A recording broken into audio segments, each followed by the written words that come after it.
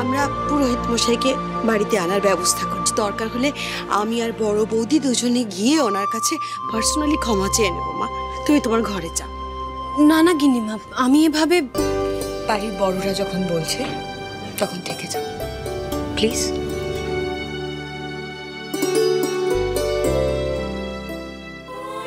এটা কি সত্যি দিশার প্ল্যান?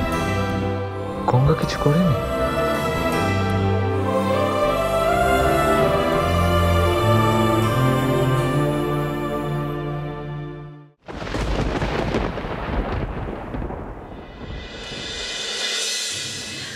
ব্যাস, তাহলে হ্যাপি এন্ডিং হয়ে গেল। জানেন স্যার, বিন্দি দিদি আমায় অনেক সাহায্য করেছে। আজ ওনা থাকলে আমি নিজেকে আর সম্রাটবাবুকে নির্দোষ প্রমাণ করতে পারতাম না। আমি জানি মিস বিন্দির নিজের কাজ বাদ দিয়ে অন্য সবকিছুতেই বেশি ইন্টারেস্ট।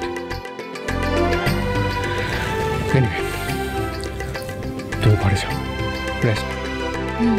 আমি নিয়ে যাচ্ছি ওকে, চলো।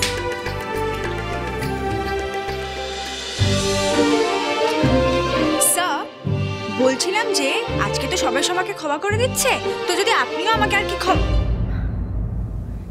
আমি জানি তুমি যে নিজে নাক গলিয়েছো আমার পার্সোনাল ম্যাটারে, আমাদের হেল্প করার চেষ্টা করেছো, সেটা পিছনে তোমার একটা মোটিভ আছে। আর আমি সরি, আমি তোমায় ক্ষমা করতে পারবো না। স্যার, আমি আপনাকে আগেও বলেছি, আবার বলছি, আমি যেটা করেছি সেটা ইচ্ছে করে করি। এটা সিংহরায় বাড়ি, কেএসআর এডুকেশনাল ইনস্টিটিউট নয়। তাই কলেজের কথা আমি এখানে বলবো না। You may leave. আমি যে শুধু খড়ি ম্যামের কাজটাকে ভালোবেসে ওই প্রপোজালটা দিয়েছিলাম, সেটা আজ না হোক কাল আপনি বুঝবেন স্যার। এই বিন্দি আপনাকে বুঝিয়েই ছাড়বে।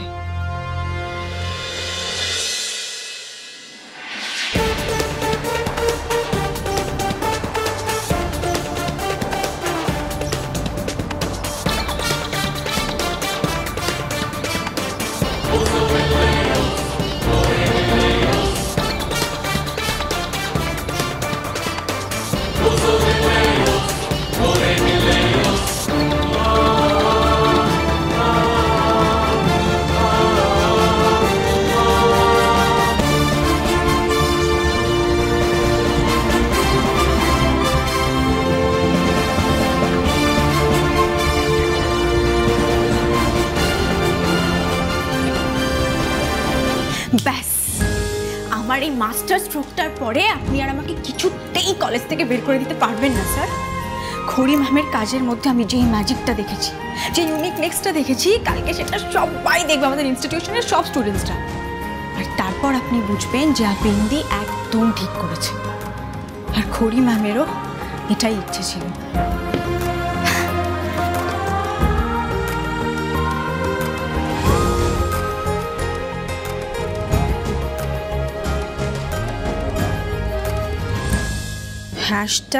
#folk art, #know your roots। ব্যাস, এবার আপনিও দেখবেন স্যার কি করে সব কিছু মাত্র এক রাতের মধ্যে ভাইরাল হয়। তারপর আপনি স্বীকার করবেন যে বিন্দি হাঁটতে শেখেন। মা, অনেকগুলো ক্লাস রয়েছে, আজ কিন্তু ফিরতে দেরি হবে, আমি বেরোচ্ছি। হ্যাঁ, আর সাবধানে যে। ওকে রিমঝিম কোথায়? ওকে যাচ্ছে? হ্যাঁ, আমি রেডি হয়ে গেছি মিমি, চলো বেরোই। এই তো দিদি ভাই, আজকে কলেজ যাচ্ছ? কটা দিন একটু নিজেকে সময় দিলে ভালো হতো না? মাম্মার সাথে আমি রয়েছি, তো ভয় পাওয়ার কোনো কারণই নেই। আচ্ছা, সাবধানে যেও তোমরা, কেমন? হ্যাঁ, ঠিক আছে, চলো চলো চলো। হ্যাঁ, বলছিলাম যে দিশা কলেজ যাবে না? আমি জানি না মা, জানতেও চাই। মিমি বলছি, ও তো এখনো ঘর থেকেই বের হয়নি। আমার মনে হয় কি ওর সাথে আমাদের একবার কথা বলার কোনো দরকার নেই। আমি চাই না ওর সাথে কথা বলতে। ও থাকুক নিজের মতো, ও বুঝুক ও যেটা করেছে সেটা অন্যায় করেছে, ভুল করেছে। একা থাকার কষ্টটা ওকেও পেতে হবে। মাম্মা, দেরি হয়ে যাচ্ছে, চলো। সাবধানে যেও। সবাই আমাকে ফাঁসানোর চেষ্টা করো, তুমি আমাকে বোঝার চেষ্টা করো, তুমি কি কারো কথা বলো? দিশা,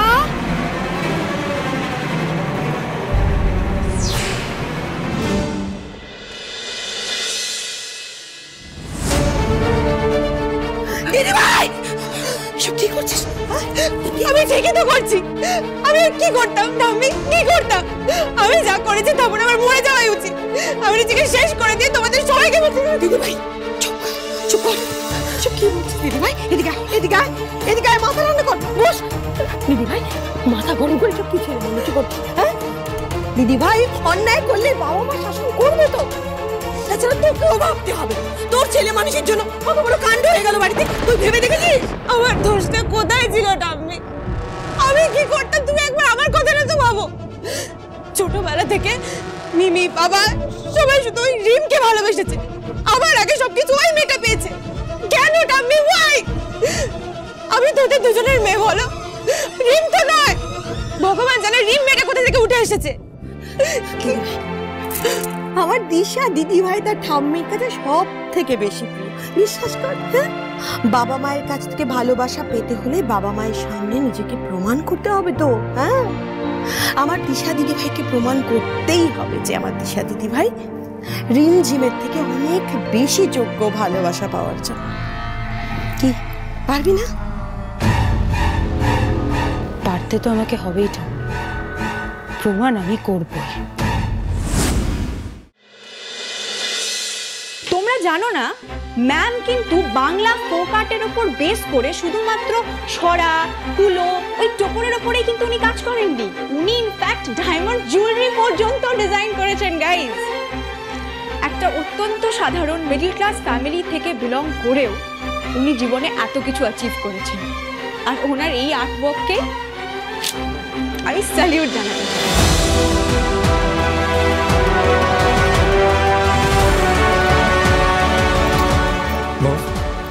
মম দেখো দেখো, তোমার কলেজে তোমার কাজ দেখানো হচ্ছে, কত প্রশংসা করছে সবাই তোমার কাজ। আয়ুষ্মান সিংহ রায় ম্যাম যে এত ট্যালেন্টেড ছিল দেখো, সেটা সবাই জানতে পারছে।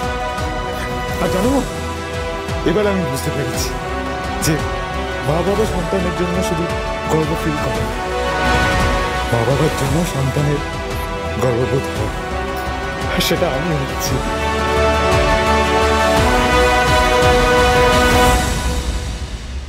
কি হলো? এত ভিড় কিসে?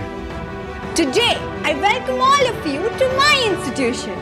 আপনারা দলে দলে সবাই চলে আসুন KSR এডুকেশনাল ইনস্টিটিউশনে আর দেখে যান একজন অনবদ্য শিল্পীর। স্যার দেখুন, কত কত স্টুডেন্টসরা এসছে আজ ম্যামের কাজ দেখতে। স্যার সবাই প্রশংসা করছে, জানতে চাইছে ম্যামের কাজের ব্যাপারে। Sir remember I told you, বলেছিলাম আপনাকে যে ম্যামের কাজ সব থেকে আলাদা, এক্সট্রিমলি ইউনিক। আর সেই জন্যই তো আমি এই এক্সিবিশনটা অর্গানাইজ করেছি স্যার, যাতে আমাদের মতো অনেক স্টুডেন্টসরা ম্যামের কাজের ব্যাপারে জানতে পারে। আই নো স্যার যে আপনার পারমিশন নেবার দরকার ছিল, তো স্যার আসলে আপনি তো আমার উপর বড্ড রেগেছিলেন, তাই আর বলতে পারিনি ভয়ে যদি না করে দেন। কিন্তু স্যার আমি না পুরো ব্যাপারটা আপনার জন্য একদম সারপ্রাইজের মতো করে অর্গানাইজ করেছি। Sir if you don't mind একটা বার একটু লাইভে কিছু বলে দেবেন স্যার, তাহলে না আরো ভিউজ বা। Get out! স্যার তুমি এক্ষুনি কলেজ থেকে বেরিয়ে যাবে। Get out! আপনি আবার এরকম করছেন স্যার? এটা দেখার পরেও খুশি না হয়ে উল্টে আমার উপর রাগ করবেন, এরকম তো আমি ভাবতে পারিনি। আমি ভাবতে পারিনি আমার ইনস্টিটিউটে আমার পারমিশন ছাড়া কেউ এরকম করতে পারে, এরকম অডাসিটি দেখাতে পারে। Miss Bindi, you are rusticated Miss Bindi Mitra.